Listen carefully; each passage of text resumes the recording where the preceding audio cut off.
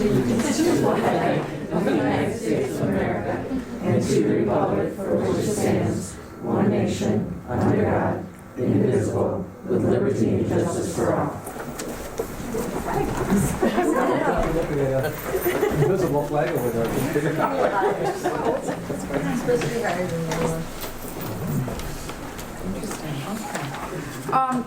We have several students who have signed in wishing to speak to us about the French trip, but I think what we would rather do is have the superintendent's task force and have them talk as part of that, since one of their advisors is here and accepting teacher of the month. So we'll just switch the order a little bit. So we can go. Yes, I would. I believe Mrs. Abels, if we could get her, is going to get the program moving, and it will try to accomplish several goals tonight.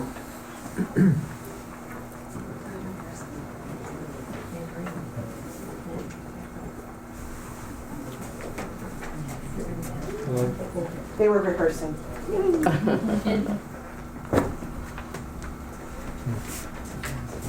So good evening. Good evening. We have the student task force presenting the student and teacher of the month for February and March. And so we're going to start with student of the month, the first student of the month in February. Okay, my name's Kayla and I'm a junior, and I'm talking about Claire Wanzer today. Claire was nominated as... Oh wait, let's call Claire up.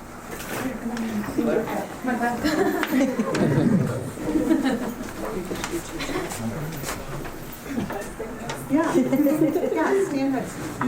Okay, Claire was nominated as Student of the Month by Haley Doria, Dr. Ilk, and Mrs. Lori Legoff. Haley states that Claire is an exceptional student. She is an extremely hard worker, and it shows in her outstanding grades. Not only does Claire maintain good grades, she also maintains grades during the basketball season, where she dominates the court. Claire is an excellent choice for Student of the Month. Dr. Ilk states that Claire is a dedicated basketball player who most recently broke the 1,000-point barrier for her career. She is a great leader for our community and has advanced for more Amherst youth girls to learn and participate in the sport of basketball. Claire is currently pursuing a Division I scholarship for basketball, and we are looking forward to her continued success as a Tiger for another year. Ms. Legoff states that Claire has the most rigorous academic schedule available and carries close to a 99 average. She has an impressive schedule that includes playing the oboe and saxophone in the wind ensemble. She is a phenomenal basketball player, as she has been on the varsity team for the past 5 years, scoring an incredible 1,000 plus points this season. She also plays year-round on a competitive AAU basketball team. Claire is an outstanding representative of the Amherst High School. She is bright, motivated, friendly, and talented. Congratulations, Claire, for being chosen as one of February's Student of the Month.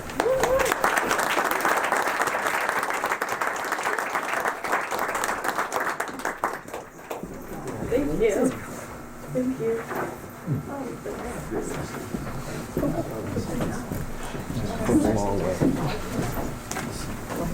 Okay, I'm Molly, and I'm a junior, and I'll be talking about Madden Contra.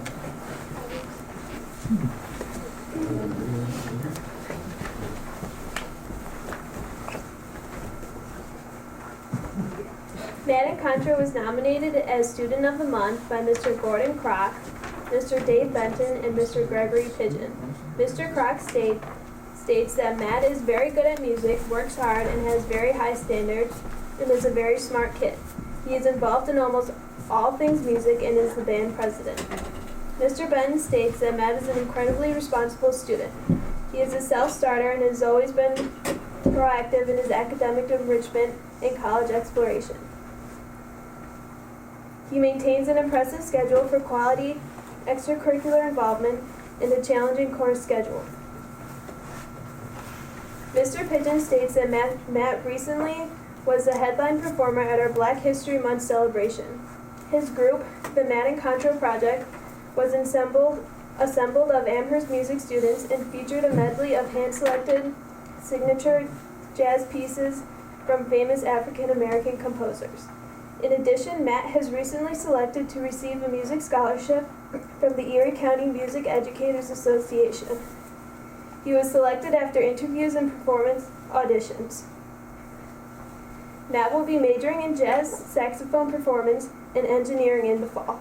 Congratulations, Matt, for being chosen.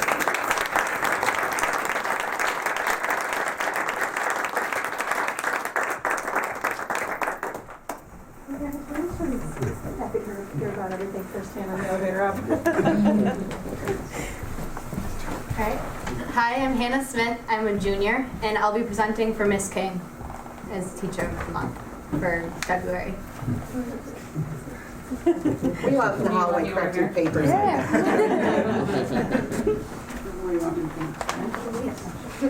Miss King was nominated as Teacher of the Month by Will Grisco, Mr. Gregory Pigeon, and Miss Copel.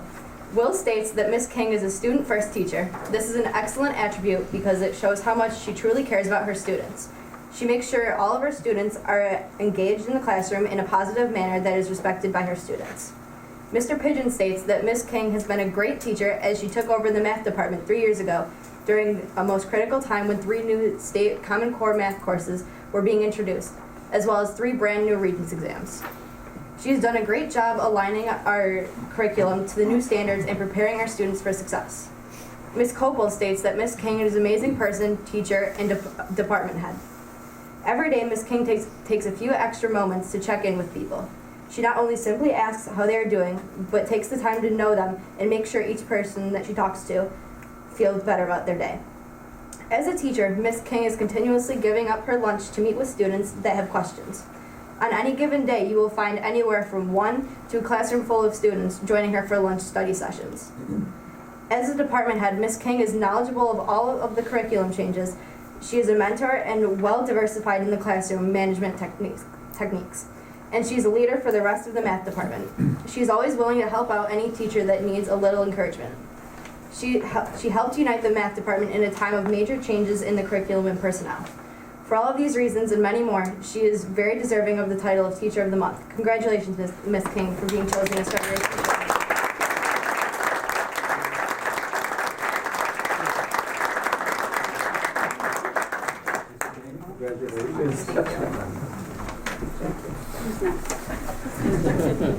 Thank you. My name is Aaliyah Taberi, and I, along with Miss Ann Ward and Mr. Paul Spielberger, nominated Mr. Ruben Juarez for Teacher of the Month for the month of February.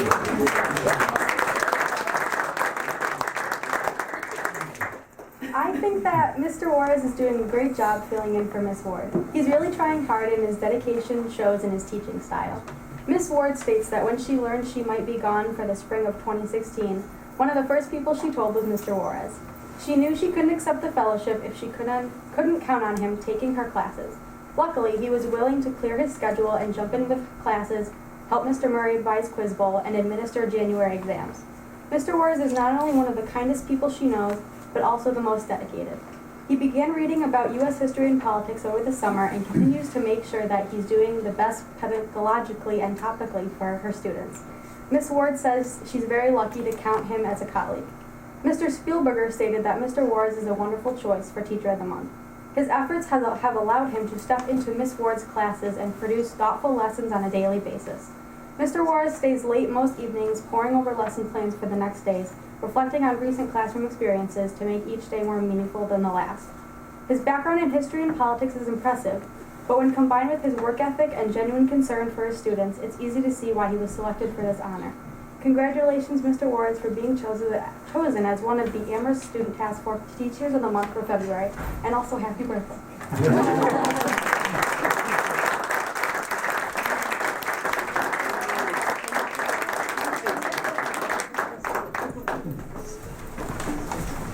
Hi, I'm Abby Rosico, and I'm a junior, and I will be presenting for Ben Lackner, Student of the Month for March.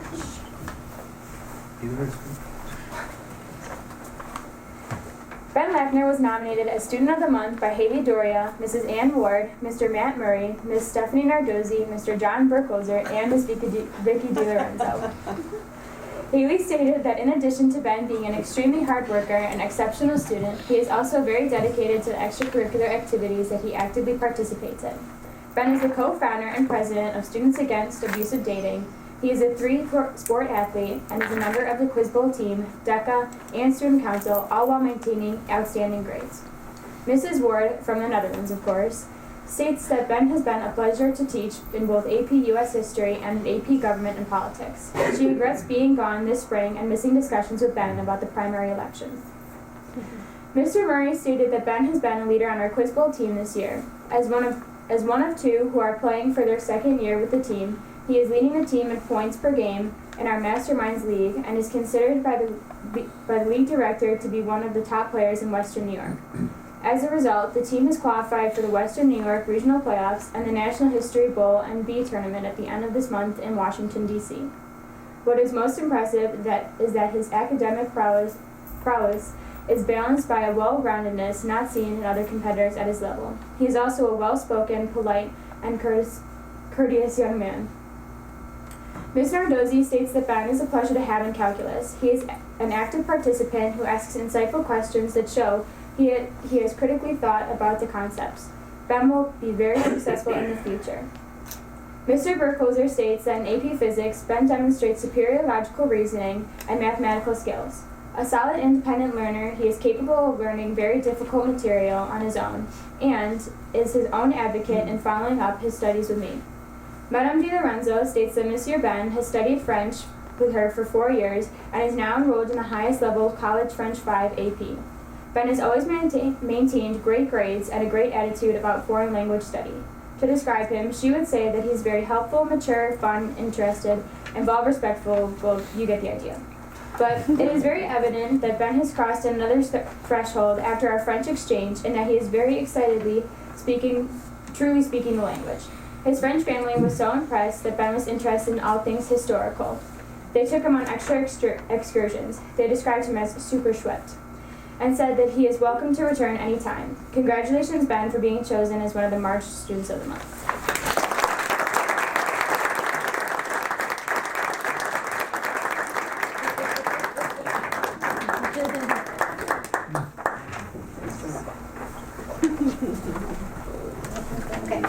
My name's Haley Doria. I'm a junior, and I'm speaking for senior Maya Weber.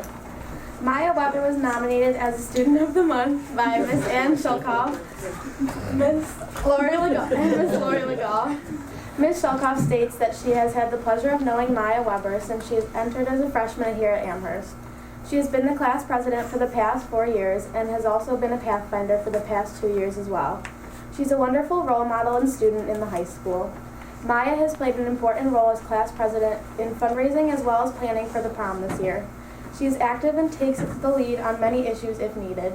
She is responsible and kind to her peers.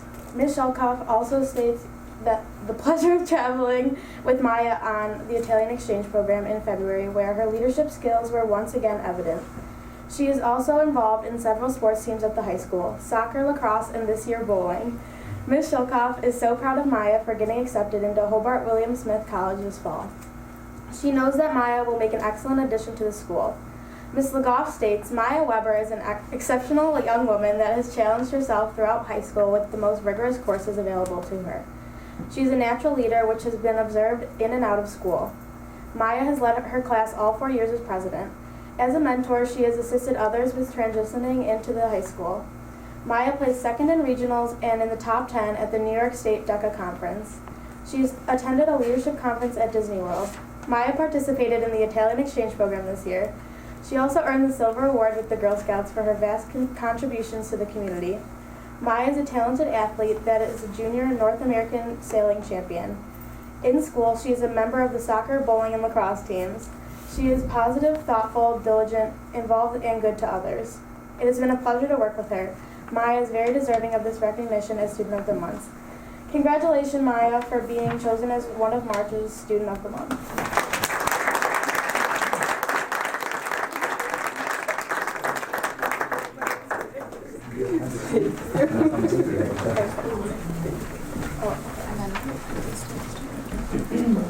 I'm Will Grisco, and I'm presenting for Mr. Berger.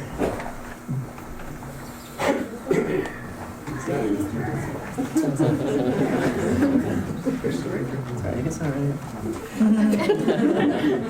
Alright. Mr. Edward Berger was nominated as Teacher of the Month by Mary Claire Kuhn, William Alfieri, and Angela Girth. Mary Claire states that Mr. Berger makes chemistry more interesting by teaching in a unique style. He goes above and beyond for students who may need additional help. Will states that Mr. Berger is a student-first teacher. He always thinks of his students before himself.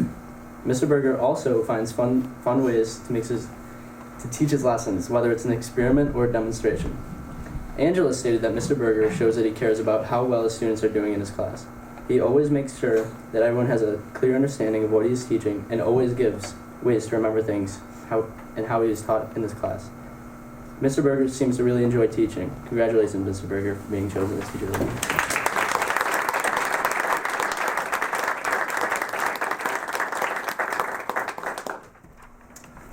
Hello, I'm Will Alfieri, and I am speaking on behalf of Miss Moranto. Miss Moranto was nominated as a Teacher of the Month by Madame DiLorenzo. Madame DiLorenzo states that Madame Moranto has always been a dynamic and inspiring teacher. Just walking into her room is evidence as you are carried to a Parisian cafe ambience. She bubbles with excitement about French and works very hard to make her students' study of French come to life with fun lessons and challenging curriculum. Many students in our French program choose to study French at the highest levels in college, and many have chosen France as a part of their careers. Madame Moranto is one half of the French dynamic duo, which includes her partner in Crepe, recent Teacher of the Month, Vicky DiLorenzo. Madame Moranto has a sombrero that seems to be growing larger and larger as she takes on many more responsibilities. She is the advisor to the class of 2018 with Madame DiLorenzo. She is the Foreign Language Department Chair. She mentors new teachers currently representing teachers on her PTSA, is an officer of Western New York FLEC, and still finds time and energy to teach enthusiastically. In addition to many trips to Quebec with the French Club over the years, Miss Moranto and Miss DiLorenzo introduced Amherst's first ever French exchange program. They stayed with their host families, spoke only French, attended and participated in classes, and learned quite a bit about a real Frenchie's life. Congratulations on being chosen as one of the Teachers of the Month and for a great year in launching our French exchange. Congratulations for being chosen on one of our March's Teachers of the Month.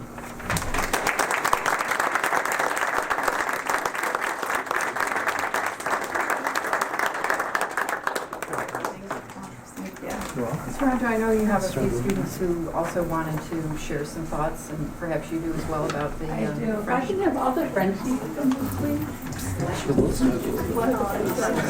Yeah, just stay right there. French things.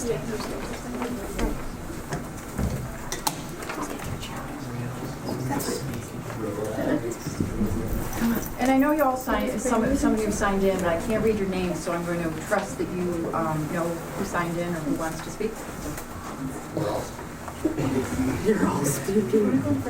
Don't stand up right against. No, you can stand in front. Just don't stand up against that so it moves the board.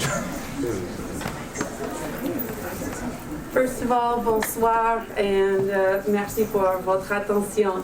Dr. Fraser, Mr. Pinella, all of the board members, Mrs. Abels, Mr. Pigeon, we want to say great big merci beaucoup for all of your support, for allowing us and giving us the opportunity to go to Compiègne and have our French exchange students here earlier in the fall of this year. This not only kind of echoed what was said in my Teacher of the Month, but I couldn't do it without all of these students wanting and coming to class every day, trying to learn more, trying to do more, and then fulfilling that dream by saying, yes, we're going to take this leap, and actually making those little baby steps that they started in 7th grade and 8th grade and continuing on, some of them in that College French 5 right now, and saying, we're going to make that actually happen. And we're going to come with you. And some of their families that they actually stayed with really did not speak any English whatsoever, and they had to speak only French, trying to switch that all around. So to take the what we try and simulate in our classrooms with that cafe kind of scene, with our crepe, constantly feeding them so that they will do well, with the tremendous amount of bonbon that we feed them for all of their good responses. Now you have to actually go to a store and order your own bonbon or order your own crepe, and hopefully you'll get what you really want. And I couldn't say, hopefully it'll be what you really do. And I can't say enough about the experience that I had with these students. To have them as part of the very first ever Amherst exchange will always be a place in my heart, and I hope that they will carry that, not only love of French with them for the rest of their lives, but the love of travel, and I hope that they've caught the bug that we, hopefully myself and my counterpart, Vicky DiLorenzo, whom we both call each other moi et toi, because it's really, you know, you and me in this together constantly. And just to commemorate this little event, we do have a certificate for each of them, just as a little bit of a memory that they can keep in their scrapbook. And it just simply says, en reconnaissance du premier échange entre le lycée Pierre Dailly et Amherst High School, automne à printemps, félicitations de Madame et moi. Merci beaucoup pour vos efforts. So I don't know if you guys want to say anything. I don't want to stand in front of anybody. We really. She touched up on it a little bit, but really thanks so much to the board and the administration for letting us go on this trip. I know it's not easy to sign off on a trip across the Atlantic, especially not for the first year. But thank you guys for showing faith in the group and letting us go. And it's also a testament to how great our teachers are at Amherst. I know in my home, English was really not spoken at all. So to be able to just transport to a house where you have to speak all French really just shows how great our French teachers have been throughout the past 6 years, 7 years. It's been a while, but it's definitely a great experience. So thank you guys, and thank you to our teachers.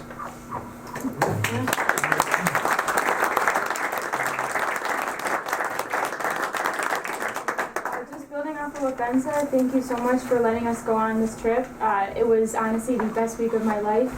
I loved staying with my host family, and I was fortunate enough to have my exchange student's father was also fluent in English, so I did speak mostly French. When I struggled, they were able to help in English, and I loved seeing Paris, and just experiencing everyday life was something that I will never forget, so thank you very much. 20 miles in 2 days around there, so we really put them to the test. Good? All right, I think we talked them about. Merci beaucoup.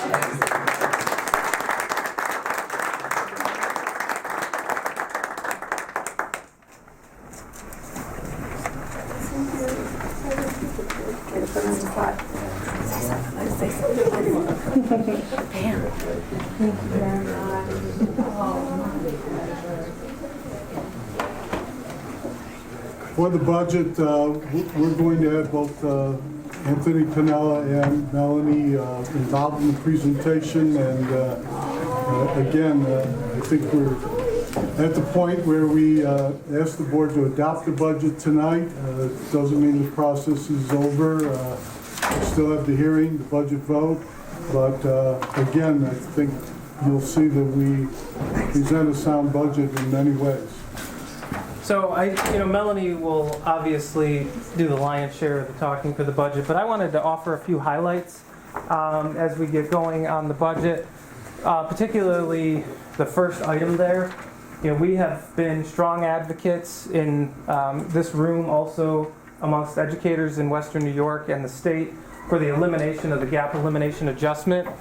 And I'm proud to say that our legislature had their ears open and I believe did the right thing by getting rid of the gap elimination adjustment once and for all.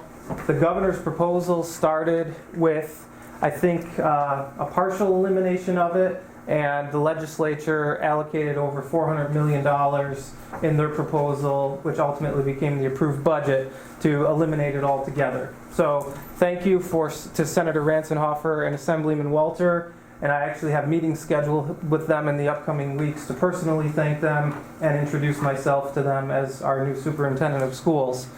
I know there's some work to be done still with the tax cap. We are one of many districts in the state that actually have a negative tax cap levy this year. So luckily our budget is balanced with very few reductions and no layoffs of staff, and we've maintained our programs. But as we move forward, we know the legislature has been pretty open about the fact that they need to adjust that so people don't end up with a zero tax cap or a negative tax cap moving forward. So I just want to, while most of the news that we offer tonight here will be positive with relative to our budget, I want to keep our sights set on the out years, as we've called them, 17, 18, 18, 19. The foundation aid for Amherst is still pretty flat. So what you'll see in Ms. Conley's presentation is that we got an $11,000 increase approximately from last year to this year. And from the executive proposal to the legislative proposal in the budget, there was no increase at all. So for us, foundation aid remained flat. I'm told that was intentional, that there was districts that had more of their GEA eliminated last year than us. And this year, the average need to wealthy districts had their GEA addressed, but the foundation aid was not. So moving forward, hopefully that levels out and the foundation aid continues to come back to the point where it's supposed to be.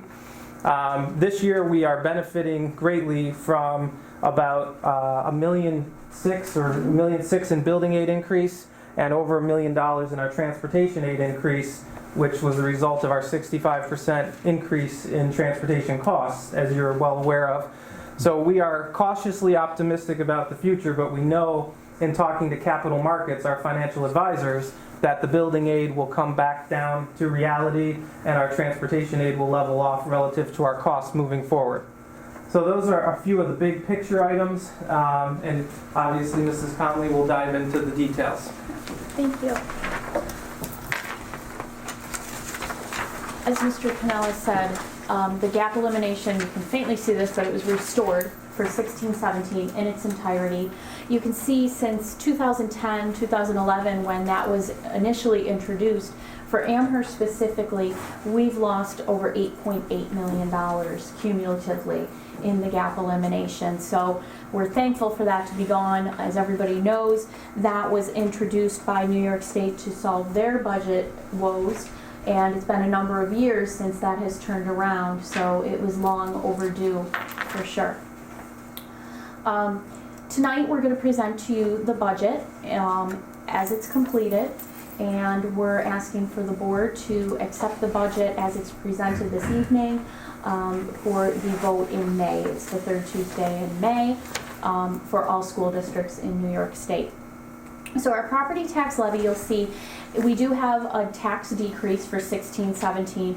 The out years we're assuming for 17-18 a 1% increase in CPI and 2% for 18-19. Those might be a little aggressive given that this current year is a 0.12 in CPI, but originally we were working with a 2% CPI for those 2 years, so we scaled that back a little bit.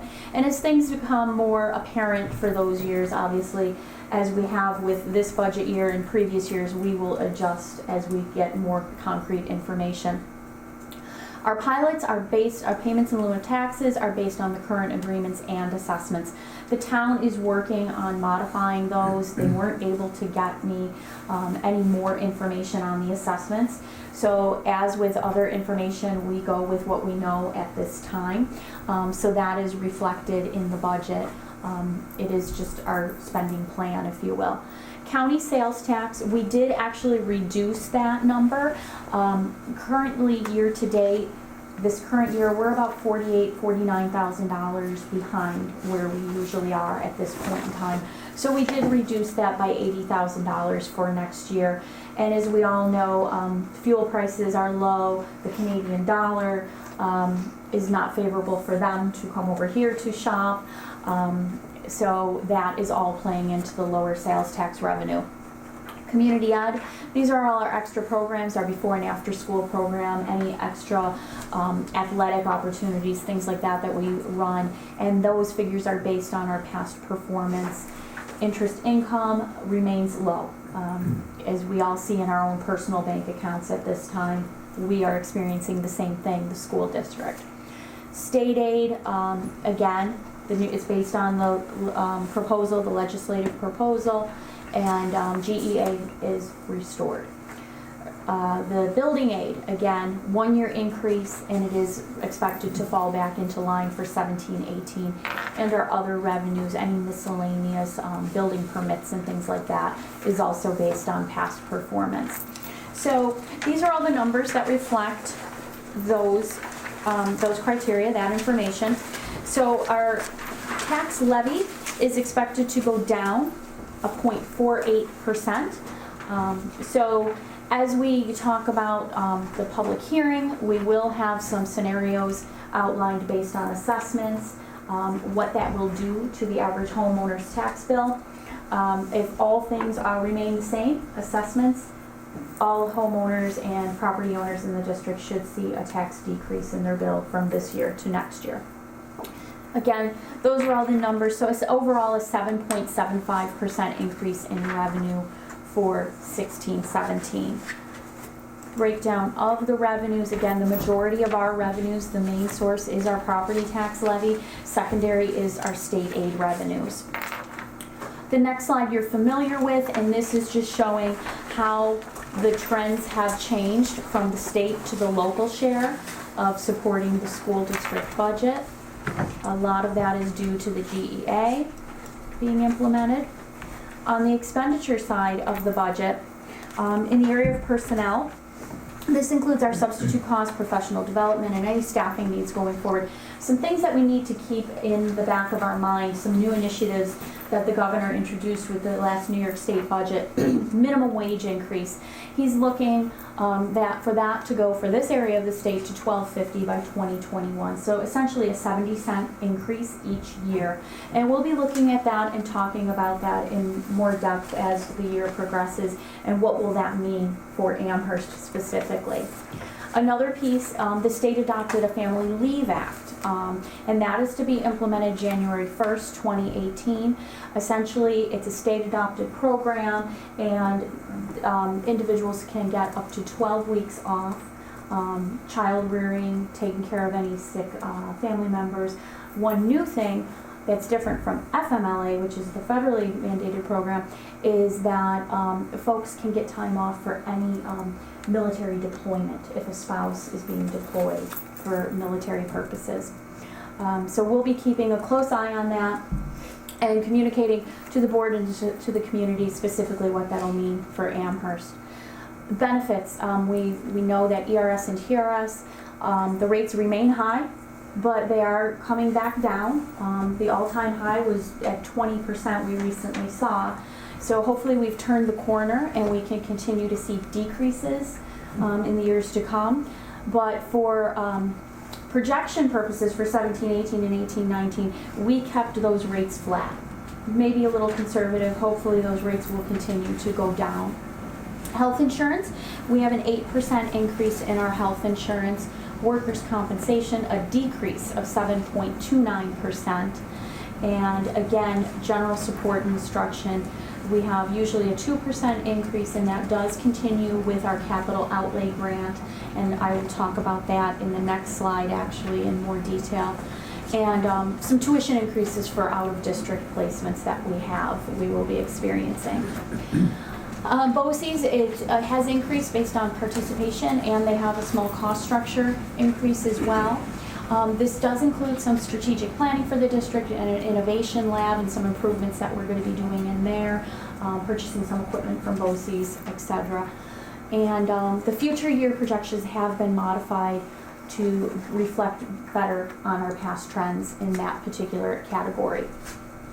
Transportation, we had our contract begin this current year. We saw the price increase, and now those are capped to 1.5%. And we also have to add in the fuel costs, but hopefully those will stay low. We also reconfigured some of our small bus structures, and that rendered some savings to the district as well. Debt service, again, we see an increase on that based on the past and projected borrowings for our capital improvements, but it is offset by the building aid revenue from New York State. So the capital outlay grant, this is for small projects up to $100,000. This next year will actually be the third year that we're doing this.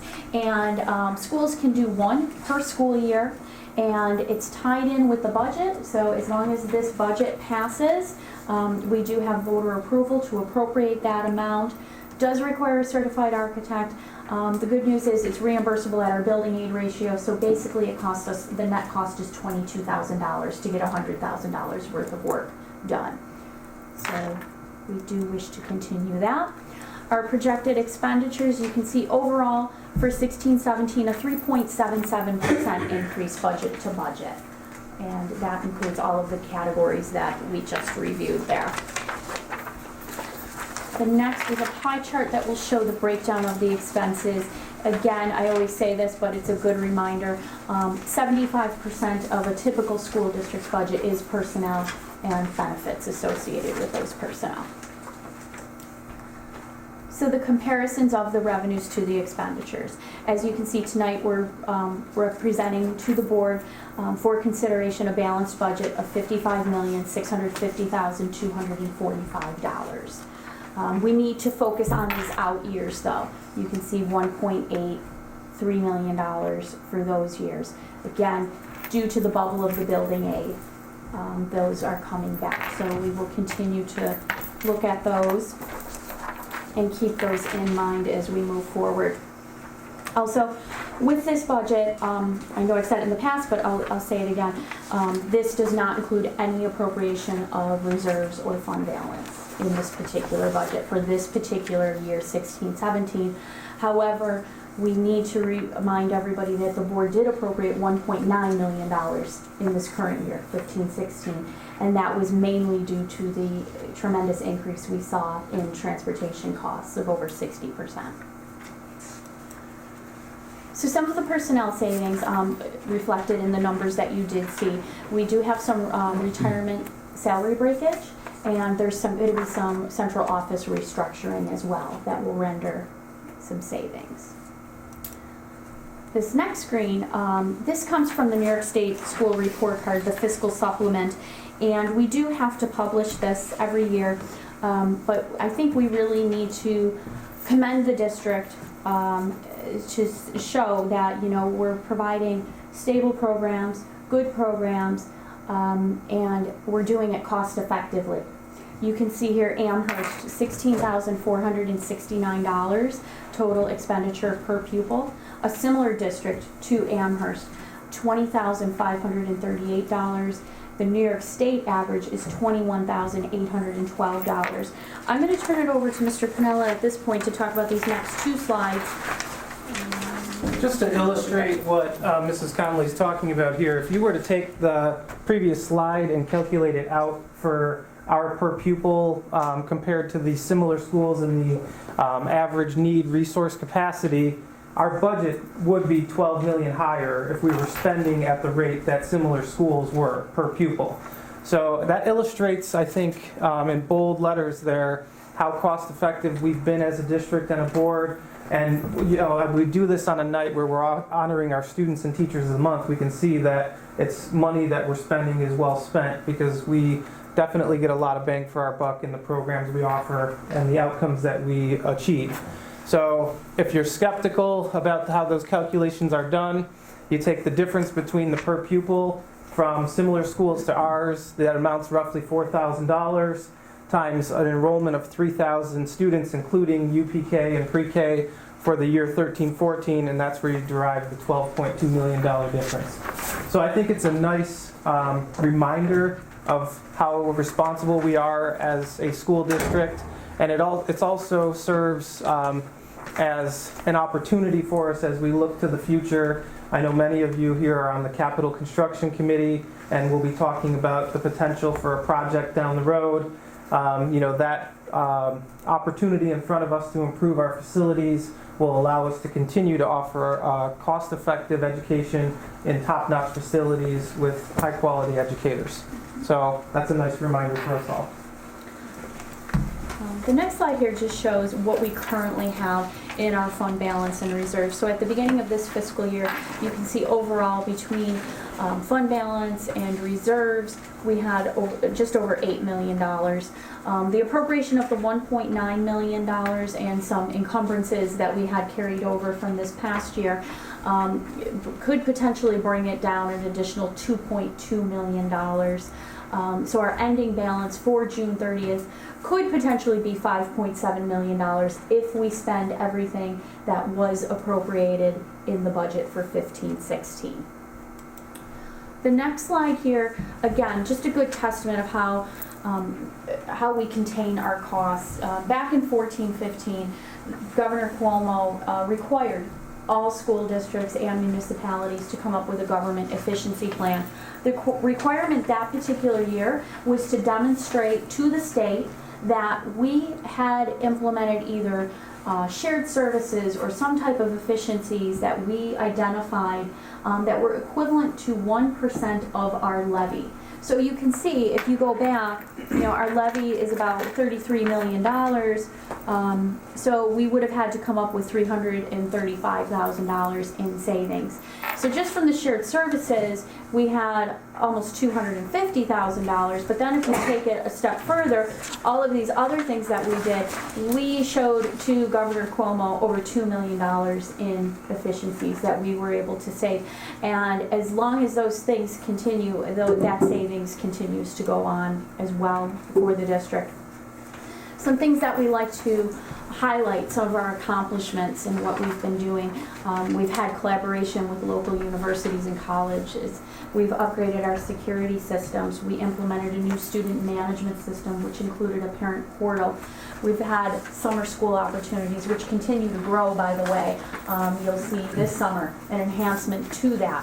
Our instructional technology, from having the Chromebooks, going to the Google platform, et cetera, et cetera. So we've had, in addition to that, upgrades to our infrastructure with this past capital project, hardware, software. We have ongoing curriculum writing and professional development. The capital work, again, we're finishing up the 23.8. We've got the $4 million project here coming up for Windermere, and we're looking next at the high school and what we can do there as well. We have the design of the new district web page.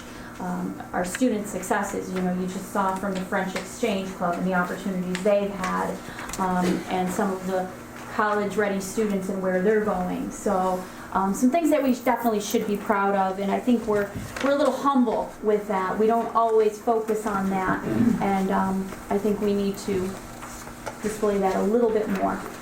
So with that, I will take any questions. Again, tonight we are just proposing that the board accepts to present to the voters in May the budget as it was presented this evening. So I'll take any questions.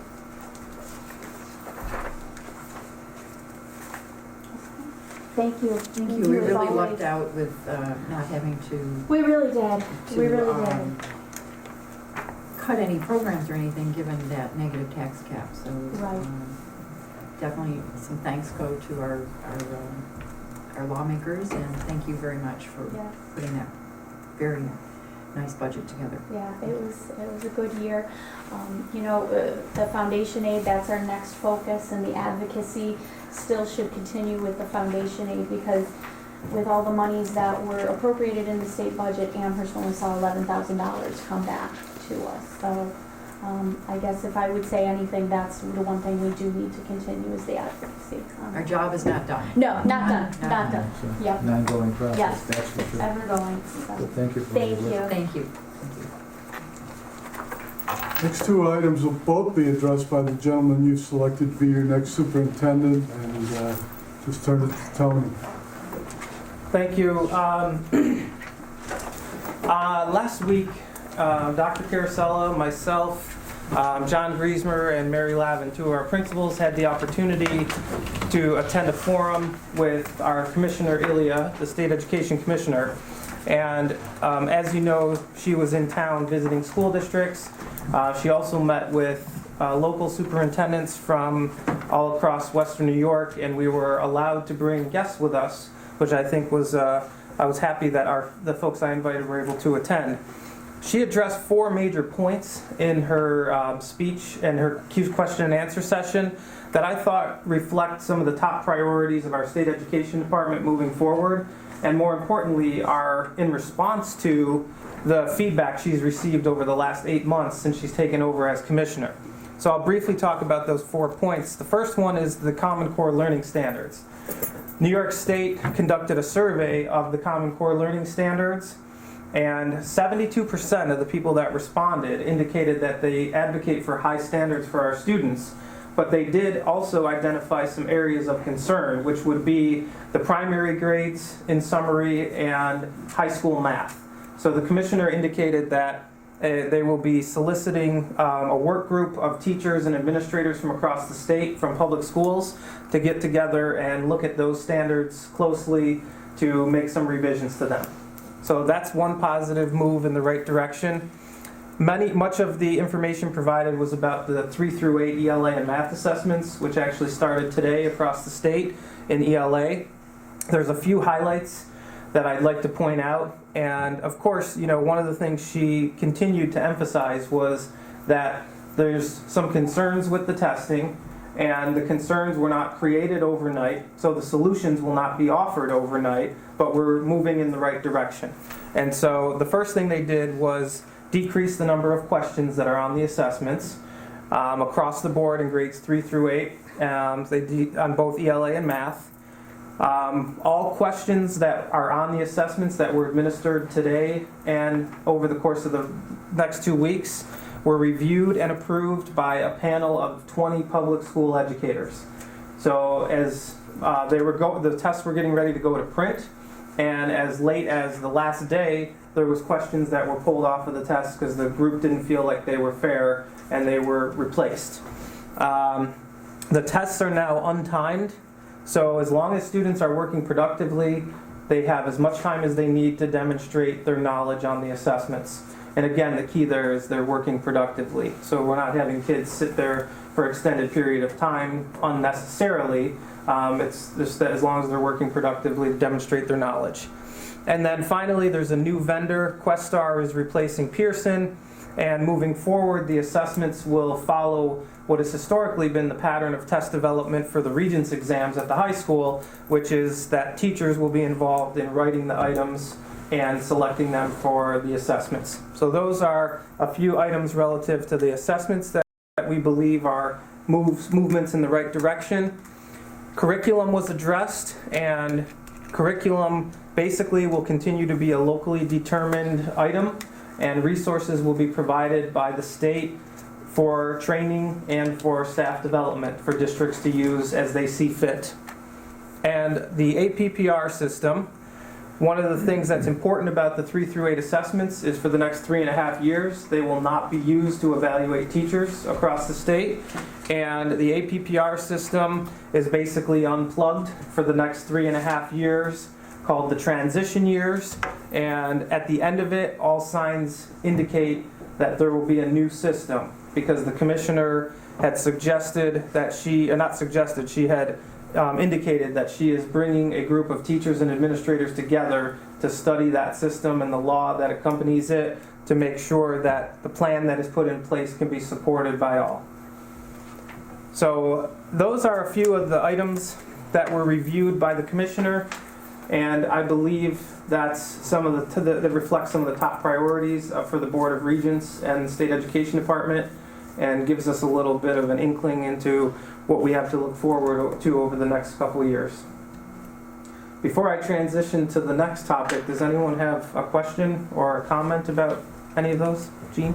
There was something we were supposed to be submitting regarding APPR by a certain date. Do we now not have to do that? No, that's a great question, because that is actually related to budget.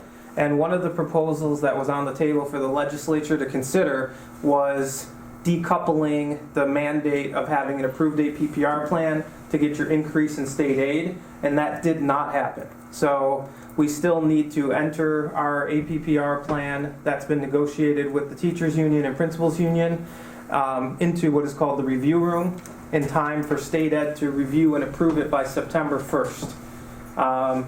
In our district specifically, we've reached agreement with our bargaining units on the new APPR plan aligned to 3012D. And I actually sat down over spring break to enter it into the review room, and it was locked. And when I reached out to state ed to say, I can't enter the plan, what's going on? They said that it'll be locked for another 7 to 14 days because they're updating it to reflect the transition years regulations that were issued. So I've checked it periodically, it's still not available. They indicate that July 1 is a good time to have it in there by to ensure approval by September 1. My goal is to have it in there by the end of the month because we plan to go to all of our buildings. Mr. Davis and I with the AEA plan to co-present the plan to our buildings at faculty meetings next month in May. So great question that did not get removed from the state budget, so that's still there. I feel like we're prepared and ready to submit that as soon as the vehicle is, available to us. Any other questions? The last item that I had in the superintendent's report is really an important item. I know everyone has that burning question about whether or not we'll have the Friday before Memorial Day off from school as a result of the mild winter and the lack of use of snow days. Yesterday gave us a little scare for April, at least from the forecast. In reality, the weather wasn't as bad as it was forecasted to be. But I'm pleased to announce that my first order of business as superintendent of schools tomorrow will be an announcement that we will have the Friday off before Memorial Day, which is May 27th. So our families and students can begin planning, and that message will go out to faculty, staff, and parents tomorrow. Thank you. Way to control the weather, Tom. Yeah, right. That was a whew. So thank you. That's all for the superintendent's report. Thank you. Before we go to new business, I failed to canvass the board regarding whether or not you are in favor of adopting the budget. So let's go back and talk a little bit about budget. Ms. Ernst, are you in favor of?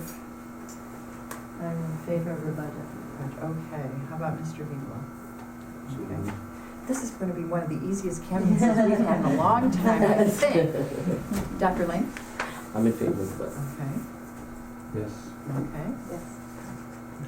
All right. That is, we are all in favor of adopting the budget as presented by Ms. Conley today. Thank you very much. Okay. Now we can get on to new business. Do I hear a motion to move on with new business? I'll make a motion for new business items E1A through F, E2A through O, and E3D and J. Okay, do I have a second for that? I'll second it. Any discussion? All those in favor of approving items E1A through F, E2A through O, and E3D and J, please say aye. Aye. Okay, motion carries. All right, do we have any follow-up items? I just have a note that Mr. Pennella will be sending a message regarding our day off. And I know you won't let him forget that one. Okay, that's, we didn't think about that again, that's done. All right.